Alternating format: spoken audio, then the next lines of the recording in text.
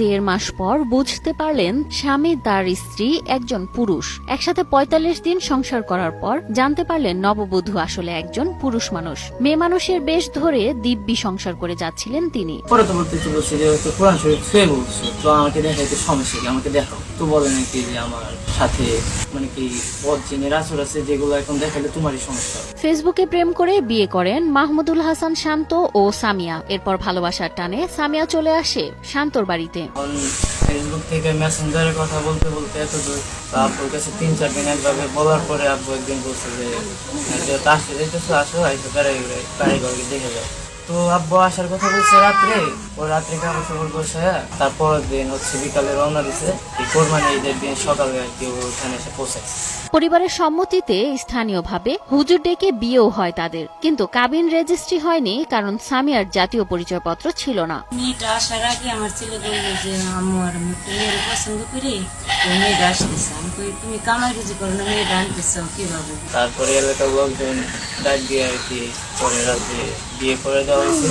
রাজবাড়ির ছোট ভাকলা ইউনিয়নের শান্ত ফেসবুকে পরিচিত সামিয়া নামের এ তরুণীর প্রেমে হাবুডুবু খেয়েই বিয়ের সিদ্ধান্ত নেন। পরবর্তীতে আর কি একটু পেশার তো কোরআন শরীফ মাথায় নিয়ে পর্যন্ত বলছে যে আমি ছেলে নই, মেয়ে।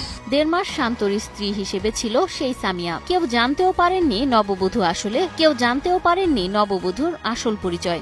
তারপরে আমাকে বলছে যে আমার জ্বরের তো সমস্যা, আমাকে আর কি ডাক্তারের যে প্রেসক্রিপশন গুলো থাকে ওগুলো আমার দেখাচ্ছে। আমার বলছে আমি বিশ্বাস জানি, পরে প্রমাণ চাওয়াতে এগুলো দেখানোর পরে আমি দেখছি, দেখার পরে আর কি ওরা ছড়িয়ে নেয় যে একটা মানুষের সাধারণত সমস্যা থাকতেই পারে, যেহেতু আমি ভালোবাসি। এইটুকু সমস্যা হলে যদি নিয়ে আমার এইটুকু সমস্যা হলে আমার তাতে কোনো আফসোস নেই, যেহেতু বলছে যে ১-১.৫ মাস পরে আমি যে থাইল্যান্ডে যে চিকিৎসা করলে তারপরে আমাকে আর কি করতে পারবো। একমাত্র স্মার্ট সিটি বসুন্ধরা, আধুনিকতায় এক ধাপ এগিয়ে।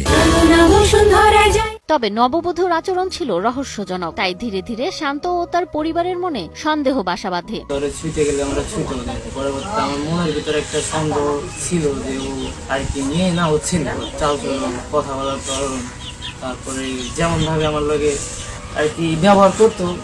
পরে আমি জিজ্ঞেস করাতে বলে যে না, এটা তোমার মনের ভুল ধারণা। শেষমেশ গত শুক্রবার সব ফাঁস হয়ে যায়। সামিয়া একজন ছেলে, নাম তার শাহিনুর রহমান, বাড়ি চট্টগ্রামের আমতলা এলাকায়। আমি যত তোমার স্বামী, তো তোমার সবকিছুর পর আমার একটা অধিকার আছে, তো তুমি আমার দেখাও।